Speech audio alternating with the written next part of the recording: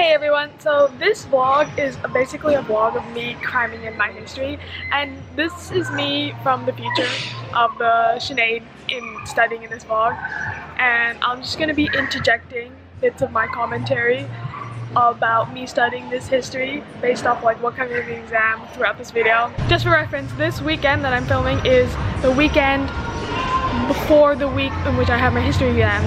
I also had Indo and Chem that week, but I didn't really need to study for it because I had studied for it, whilst history was kind of me cramming. Morning everyone. Alright, so it's 8 o'clock, it's Saturday, I just woke up, and for the past, I woke up at 6:30, but for an hour and a half I wasn't really doing anything. I was just on my laptop browsing YouTube, just kind of just procrastinating from doing work. But now it's 8 p.m. time to get to work, doing history revision, going through mind maps, doing spider diagrams, doing all that jazz. Then we do some chemistry, paper 3, because I'm gonna fail paper 3 if I don't start studying now. And yeah, same old boring stuff. Today's a boring day, but it has to be done to get what I want, so yeah.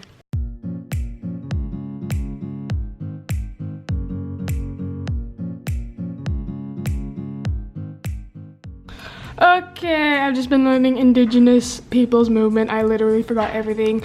Even this, I started off in blue because I thought I knew a bit, but then this is basically all in red because I all forgot everything, guys. I don't know why. I think it's just because this essay is kind of terrible because there's just not that much information on indigenous people, which is really sad. I mean, it's not terrible, it's just not as concrete and obvious as the other ones. Don't worry about it, it's fine. The indigenous didn't come up. It's totally okay that you don't understand indigenous. It's okay. But now I'm gonna look at the feminist movement. I'm gonna see if I can memorize the feminist movement and evaluate the feminist movement. Oh my god, thank god that you made such a good essay on the feminist movement, because that essay came up in the exam. Yep. Okay, so I finished civil rights movement. Okay, so I think that now for paper 3 for the civil rights movement, if I got a question, I feel like I may be able to answer it now. Maybe, I don't know. It might still be terrible, but I feel like there's a lot of questions that they could give me that I could be like, here's my response, you know? There was an essay based off evaluate the tactics used up to 1965, and you totally could have answered that question based on what you studied, but you didn't need to because you had much better essays for the rest of the topics.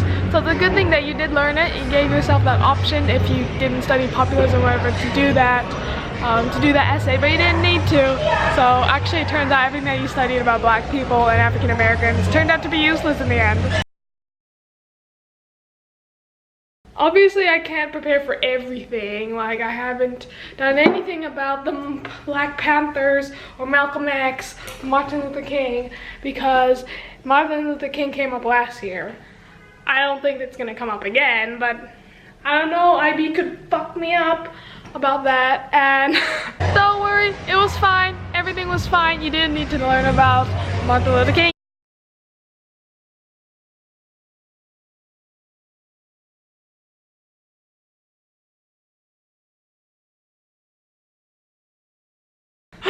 So civil rights movement good. I've got 6 units to study and make sure I can answer a question about.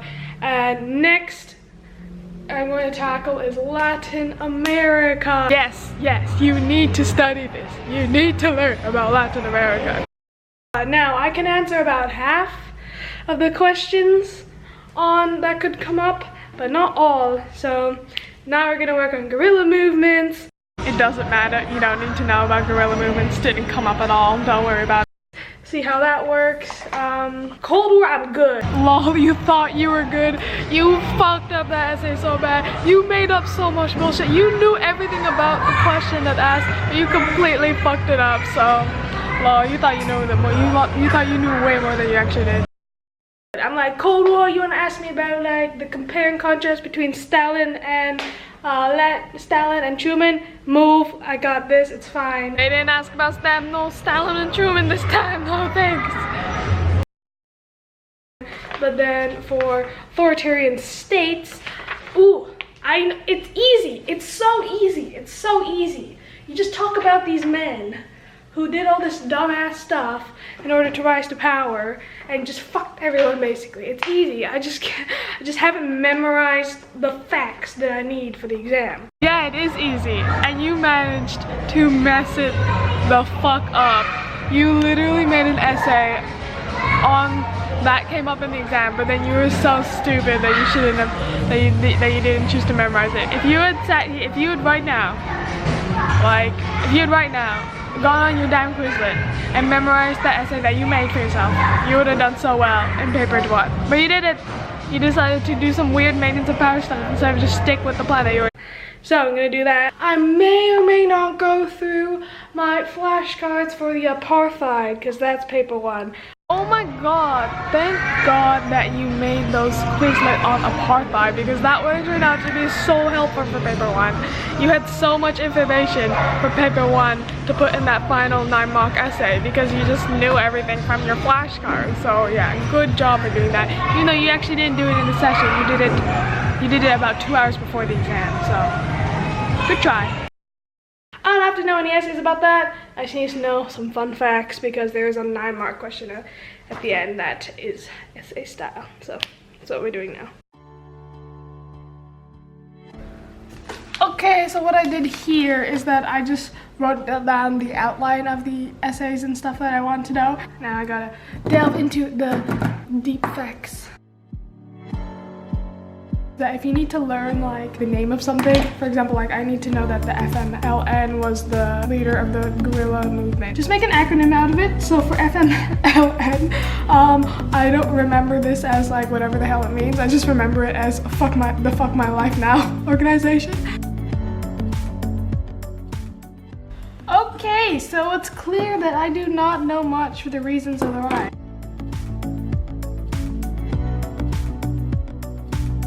Okay, I'm done. I'm so bored of this. I did half. I'm gonna go for a run. So yeah, back from my run. I'm gonna do some yoga on the streets because I need some sun, man.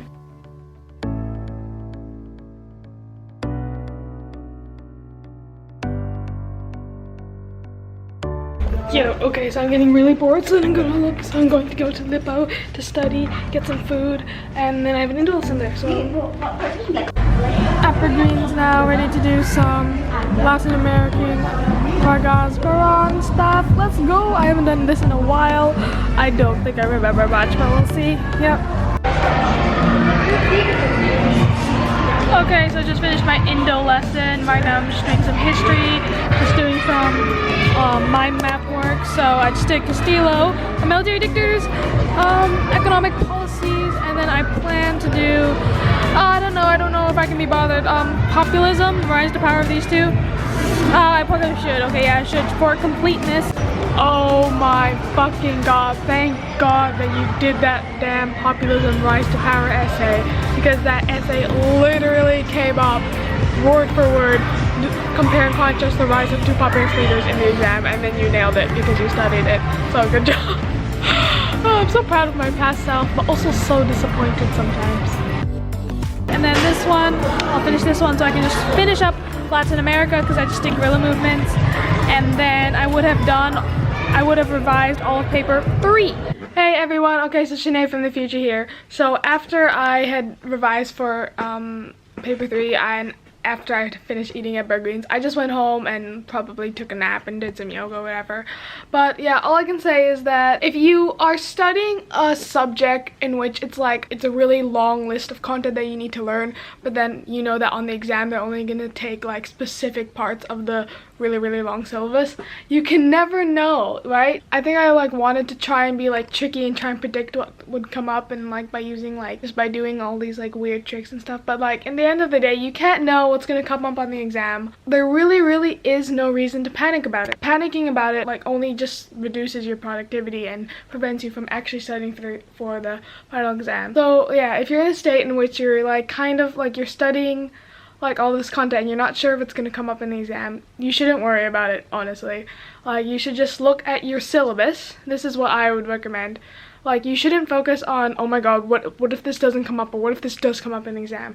You should just be able to, at the end of the day, have the goal to be able to, right before the exam, be able to look at the syllabus and be like, yeah, I could probably reasonably answer a question about those. And then once you've gotten to that point where you can look at all the dot points and be like, yep, those are good, I can do those. Not all of them. Obviously some of them you're not going to be so good on. As long as you can look at some of them and be like, yeah, okay, I can do those to a good, reasonable extent. That's all that you can really do, and that's all that really matters. And you shouldn't really stress about what's going to come up, what's not going to come up, oh my god, is this going to come up or not, because there's not really any point. And so yeah, that's how I like to end this video on. Good luck, and also good luck to my future self, because I still have IB maths exam left. Oh my god, yeah. And I haven't studied. Oh my god, I have 3 days to study, 3 days to cram, and then I'm done with IB forever. So yeah.